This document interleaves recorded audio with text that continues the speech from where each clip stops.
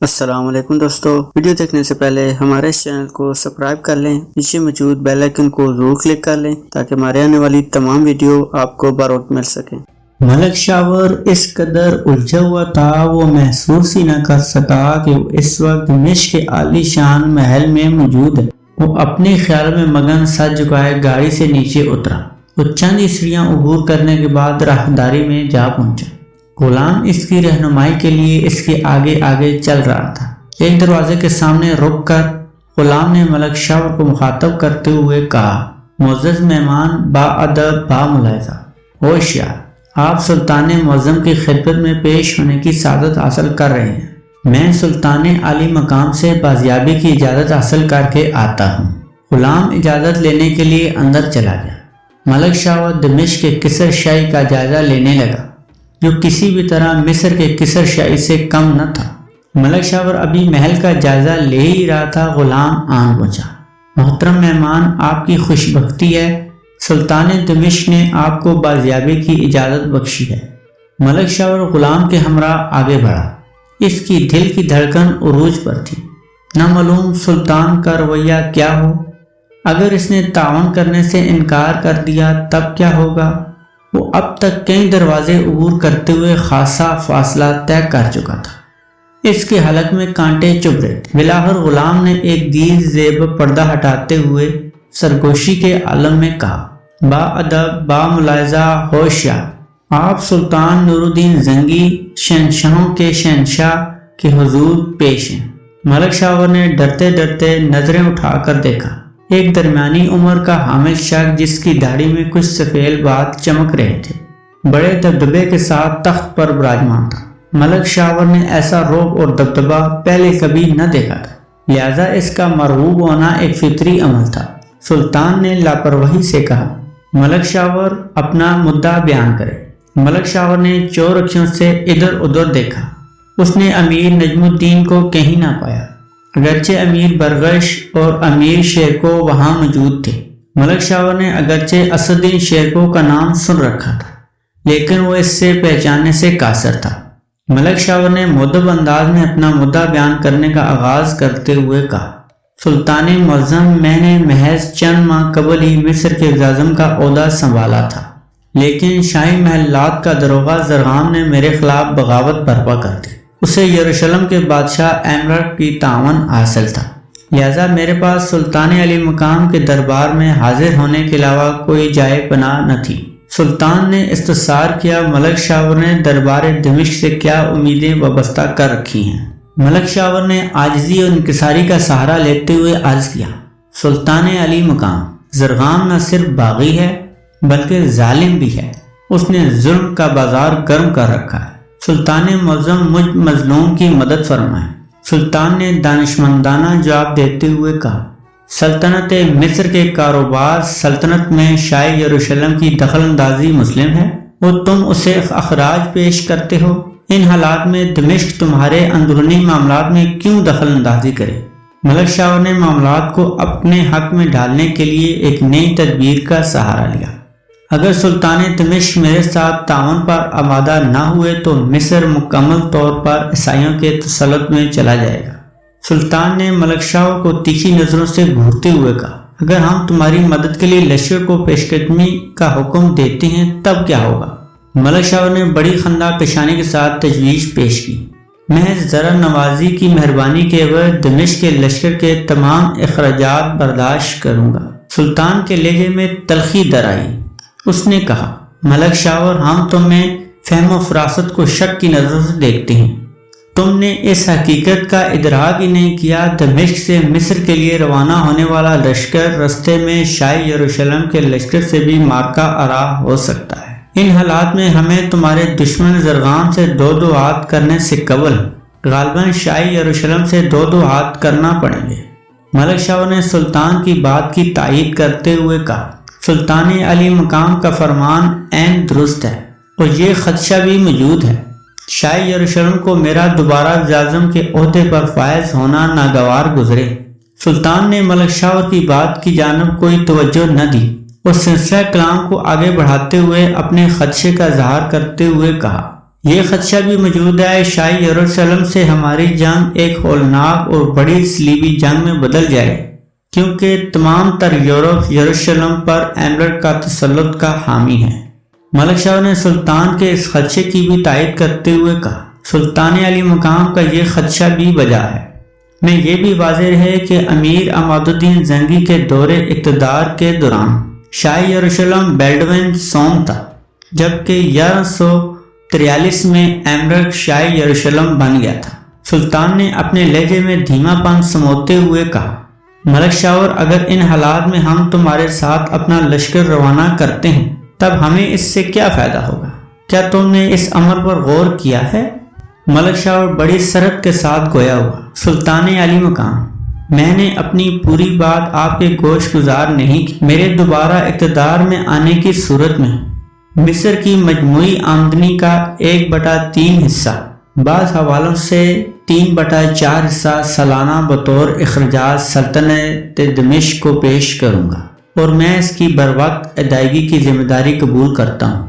سلطان نے شیرکو کی جانب دیکھتے ہوئے کہا، امیر شیرکو، مہمان کو امیر نجم الدین کی حویلی سے شاہی مہمان خانے میں ٹھہرایا جائے۔ اس کے بعد ملک شاور کو مخاطب کرتے ہوئے کہا، تمہاری استدعا کا جواب جلد تمہیں موصول ہو جائے گا۔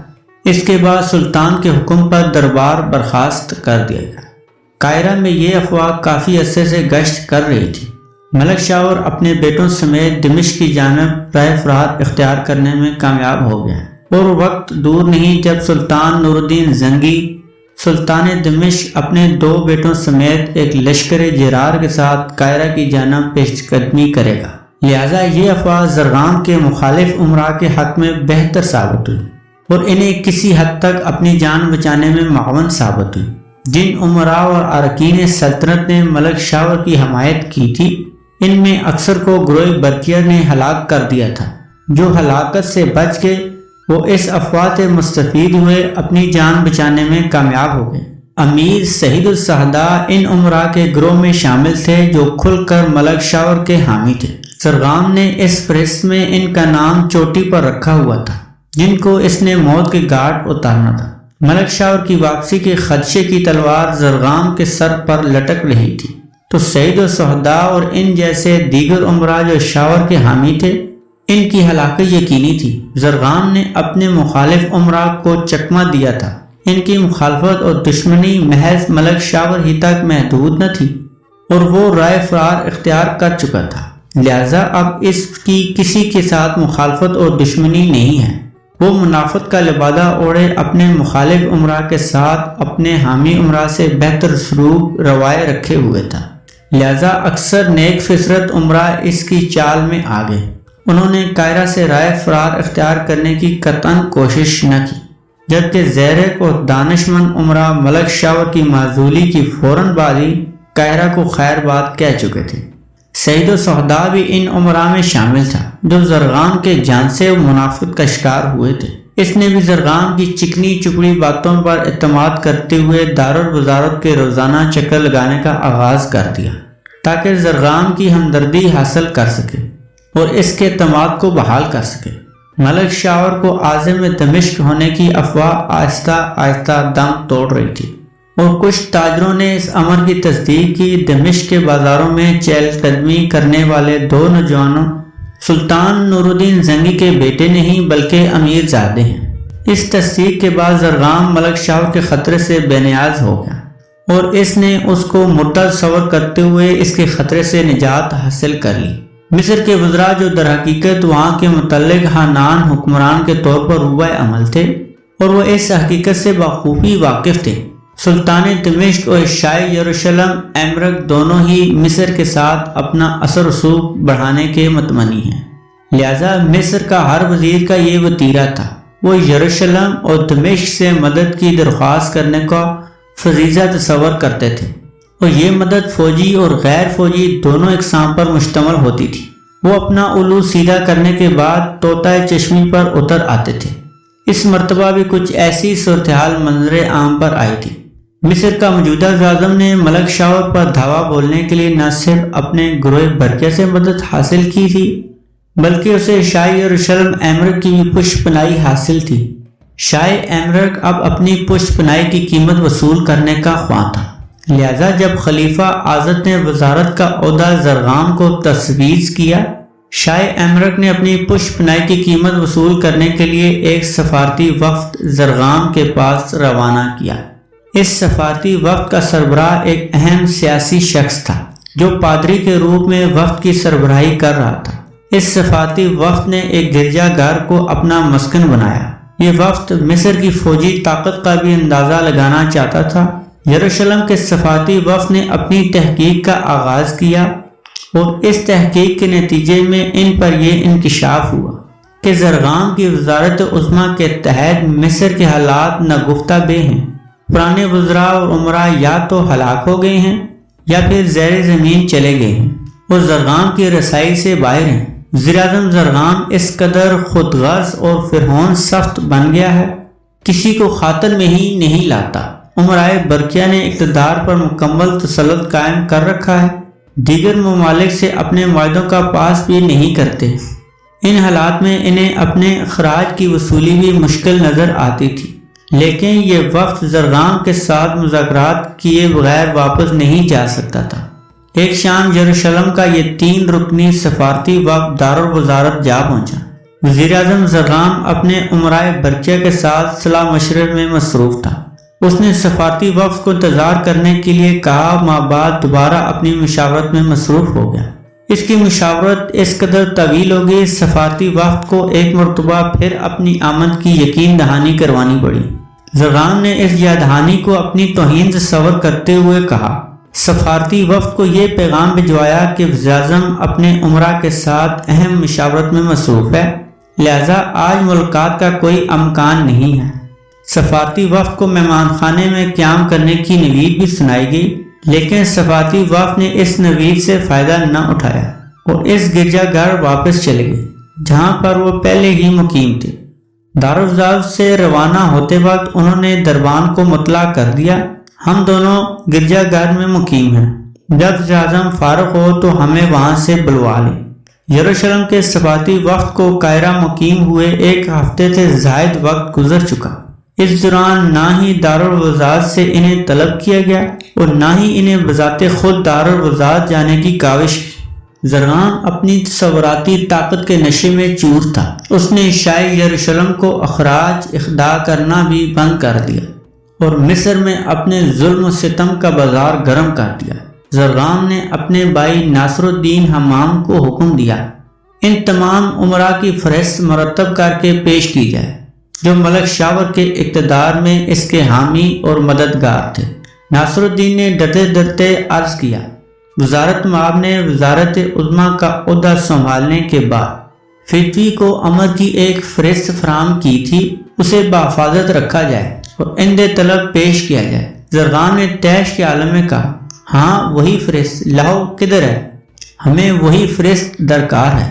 ناصر الدین نے اپنے جذبات پر قابو پاتے ہوئے جواب میں کہا، میں وہی بیان کر رہا ہوں، وزیر اعظم نے وہ فہرست دینے کے چند روز بعد حکم دیا تھا، اس فہرست کی اب ضرورت نہیں، اسے ضائع کر دیا جائے، لہذا میں نے تعمیل حکم میں وہ فہرست ضائع کر دی۔ زرغام دھاڑا، تم غلط بیانی کر رہے ہو، میں نے وہ فہرست ضائع کرنے کا حکم نہیں دیا۔ یہ سن کر ناصر الدین نے خاموشی اختیار کر لی۔ اس دوران زرغام نے ایک اور حکم صادر کر دی، تم چھان بین کر کے دوسری فہرست بناؤ، جو عمراء ہنوز حیات ہیں وہ فی الفور ان کی گردنیں اڑا دو۔ ناصر الدین حمام نے ورطہ حیرت میں ڈوب کر اپنے بھائی کو گھورا۔ وزیر اعظم کی بخوبی علم میں ہے ملک شاور کے کچھ وفادار عمراء نے ملک شاور کے خلاف انقلاب برپا کرنے میں اندرون خانہ ہماری حمایت کی تھی اور وزیر اعظم نے انہیں نہ صرف معاف کر دیا بلکہ اہم عہدے بھی تفویض کیے۔ ایسے عمراء کو بھی تطیق کرنے کا حکم ہے؟ زرغام تیش کے عالم میں دھاڑا، ناصر الدین حمام، تم کس قدر احمق ہو؟ کیا تم یہی چاہتے ہو ہم ان سانپوں کو دودھ پلائیں تاکہ وہ موقع ملتے ہی ہمیں ڈس لیں؟ وزارت مآب، یہ تو ظلم کی انتہا ہوگی۔ زرغام نے چیخ کر کہا، خاموش رہ بدبخت، تو نے وزیر اعظم کے معاملات میں دخل دینے کی جرت کیسے کی؟ میری نظروں سے فوراً دور ہو جا۔ اس دوران زرغام کا ایک اور بھائی فخر الدین حمام بھی اس مجلس میں موجود تھا۔ اس نے دانش مندی کا مظاہرہ کرتے ہوئے بھائی کا ہاتھ پکڑا اور وہاں سے نکل پڑا۔ اسے خدشہ تھا زرغام کہیں اس کی گردن زنی کا حکم نہ صادر کر دے۔ فخر الدین ناصر الدین کے ہمراہ دوسرے کمرے میں آن پہنچا تو ناصر الدین نے بھائی سے شکوہ کرتے ہوئے کہا، بھائی فخر الدین، تم نے زرغام کا رویہ دیکھا تھا؟ مجھے اپنا غلام تصور کرتا ہے۔ اگر میں اور تم اس کے ساتھ تعاون نہ کرتے تو ملک شاور کے حامی امراء اسے کچا چبا جاتے۔ فخر الدین اس وقت مصر کے لشکر کے سپہ سالار کی حیثیت سے اپنی خدمات سر انجام دے رہا تھا۔ وہ گویا ہوا، ناصر الدین، میں تمہارے ساتھ 100% متفق ہوں، لیکن دیوانے کے ساتھ دیوانہ بننا کہاں کی دانش مندی ہے؟ وہ اقتدار کے نشے میں چور ہے، نہ دیکھ سکتا ہے نہ سن سکتا ہے۔ اگر اس کے یہی کرتوت رہے تو وہ جلد اس کا خمیازہ بھگت لے گا۔ ناصر الدین نے بھائی سے مشورہ طلب کرتے ہوئے کہا، پھر مجھے کیا روش اختیار کرنی چاہیے؟ فخر الدین نے فی الفور جواب دیا، اگر جان کی خیریت چاہتے ہو تو حکم کی تعمیل کرو، زرغام کے کسی کام میں مداخلت نہ کرو، وہ جانے اور اس کا کام۔ لہذا ناصر الدین حمام زرغام کے حکمی تکمیل میں مصروف ہو گیا۔ اس نے واجب القتل افراد کی ایک فہرست تیار کی جس میں شہید و شہداء کا نام سب سے پہلے درج تھا۔ اس میں سے محض 8 امراء ایسے تھے جو قاہرہ میں پائے جاتے تھے اور وہ زرغام کی وفاداری کا عہد کر چکے تھے اور اپنے آپ کو قتل ہونے سے بچا چکے تھے۔ بقایا امراء میں کوئی بھی قاہرہ میں موجود نہ تھا۔ ملک شاور کی معزولی کے بعد وہ زیر زمین چلے گئے تھے۔ فہرست کے مطابق شہید و شہداء سر فہرست تھا، لہذا سب سے پہلے اسے زرغام کے انتقام کا نشانہ بننا تھا۔ ادھر ایک روز قبل ہی اسے اطلاع مل گئی تھی، اس کی زندگی کے دن گنے جا چکے ہیں، لہذا وہ بھی اسی دن زیر زمین چلا گیا۔ اگلے دن جب شہید و شہداء کے گھر کا محاصرہ کیا گیا تو معلوم ہوا مطلوبہ امیر وہاں سے رائے فرار اختیار کر چکا ہے۔ اس کی کسی کنیز یا غلام کو اس بارے میں کوئی علم نہ تھا ان کا آقا کہاں چلا گیا، یا پھر وہ اپنے نیک صفت آقا کی روپوشی کے مقام کو بتانے سے گریزاں تھے۔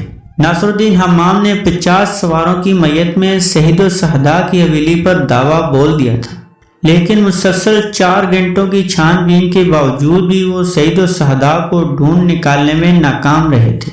بالآخر انہوں نے طیش کے عالم میں کنیزوں اور غلاموں پر تشدد کرنے کا آغاز کیا۔ غلاموں کو کوڑوں کا نشانہ بنایا گیا، کنیزوں کو زنجیروں میں باندھ کر حویلی میں گھسیٹا گیا، لیکن کسی نے اپنے آقا کا اتا پتہ نہ بتایا۔ بالآخر ناصر الدین حمام نے حویلی میں لوٹ مار کرنے کا حکم صادر کر دیا۔ فوجی سوار حکم کی تعمیل میں حویلی میں لوٹ مار کرنے میں مشغول ہو گئے۔ آن کی آن میں حویلی کا تمام مال و اسباب لوٹ لیا گیا۔ شہید و شہداء چونکہ اپنی جان بچا کر افراتفری میں فرار ہوا تھا، لہذا وہ حویلی کا کوئی بھی مال و اسباب اپنے ہمراہ نہ لے جا سکا۔ لشکر نے سب کر لوٹ کر ناصر الدین کے حکم کی تعمیل میں حویلی کو نظر آتش کر دیا۔ حویلی کو جل کر راکھ بنتا دیکھ کر شہید و شہداء کے ہمسائے کف افسوس مل رہے تھے۔ کچھ سرفرے نوجوان لشکریوں کو لان تان کا نشانہ بنا رہے تھے۔ ایک شریف النفس شخص کے گھر کو جلا کر راکھ کا ڈھیر بنا دینا کہاں کا انصاف ہے؟ حویلی کی کنیزیں اور غلام دور کھڑے حویلی کو راکھ بنتا دیکھ کر رو رہے تھے۔ وہ بیچارے بے بس تھے۔ شہید و شہداء کی حویلی جل کر راکھ ہو چکی تھی اور اسے نظر آتش کرنے کی خبر آن کی آن شہر بھر میں پھیل گئی۔ زرغام کی اس درندگی پر سب ناراض تھے اور اپنی برہمی کا اظہار کر رہے تھے۔ ابھی شہید و شہداء کی حویلی کو نظر آتش کرنے کا لوگ ماتم کر ہی رہے تھے، امرائے سلطنت زرغام کی شیطانیت کا نشانہ بنے۔ اس کے حکم کی تعمیل میں ملک شاور کے دور اقتدار کے تمام امراء، خواہ وہ ملک شاور کے وفادار تھے یا مخالف تھے، بغیر کسی امتیاز کے تعتیق کر دیے گئے۔ ان کی حویلی مال غنیمت سمجھتے ہوئے لوٹ لی گئی۔ لوگ اس ظلم پر دہائیاں دینے لگے۔ اب زرغام کے وحشیانہ کارروائیوں سے کوئی محفوظ نہ رہا۔ امرائے برکیہ اور ان کے اہلکار جس کسی کو چاہتے گرفتار کر لیتے، ماں بعد ان کا کوئی سراغ نہ ملتا۔ جو امراء اور ارکین سلطنت قاہرہ میں قیام پذیر تھے، ان سب کو تعتیق کر دیا گیا۔ پورے شہر میں سناٹا چھایا ہوا تھا اور ہو کا عالم تھا۔ لوگ اپنے سائے سے بھی ڈرتے تھے۔ دن دہاڑے لوگوں کو املاک اور مال و اسباب لوٹ لیا جاتا۔ اگر کوئی شکایت لے کر قاضی کے عدالت میں پیش ہوا تو اس پر وزیر اعظم کے باغی کا لیبل چسپاں کر کے اسے گرفتار کر کے ہمیشہ کے لیے قید خانے میں بند کر دیا جاتا۔ یہ شیطانی کھیل چند روز تک جاری رہا۔ بالآخر بازاروں کی رونقیں واپس لوٹنے لگیں۔ جب حالات معمول پر آئے تب یروشلم کے سفارتی وفد نے ایک مرتبہ پھر زرغام کے ساتھ ملاقات کرنے کی کوشش کی۔ ان کی کوشش کسی نہ کسی طرح رنگ لائے، لیکن محض وفد کے سردار کو طلب کیا گیا اور اسے ایک بند گاڑی میں دارالوزارت پہنچا دیا گیا، جہاں پر اس دن میں ایک کمرے میں محبوس رکھا گیا جس کے باہر سخت پہرا تھا۔ رات کو بھی اس کی طلبی نہ ہو سکی، جس کی دہائی دینے پر اسے مطلع کیا گیا۔ وزیر اعظم اپنی مصروفیت کی بنا پر اس سے ملاقات نہیں کر سکتے، شاید کل کسی وقت اس سے ملاقات کرنے کے لیے طلب کیا جائے۔ دوسرے دن بھی وہی تماشا جاری رہا، لہذا سفارتی وفد کا سربراہ ایک ہفتے تک اسی طرح دارالوزارت کے چکر لگاتا رہا، لیکن ملاقات کی اس سبیل نہ نکل سکی۔ بالآخر سفارتی وفد نے چپ چاپ قاہرہ کو خیر بات کہا اور اپنے دیش کی راہ لی۔ وزیر اعظم نے بھی ان کے جانے کا کوئی نوٹس نہ لیا، جس سے یہ ظاہر ہوتا تھا وہ بذات خود یہی چاہتا تھا۔ سفارتی وفد تھک ہار کر خود ہی۔ دوستو آج کے لیے اتنا ہی۔ اگر ویڈیو پسند آئے کمنٹ سیکشن میں اپنی رائے کا اظہار ضرور کیجیے گا۔ اس سیریز کی ایک نئی ویڈیو کے ساتھ بہت جلد آپ کی خدمت میں حاضر ہوں گے۔ تب تک کے لیے اللہ حافظ۔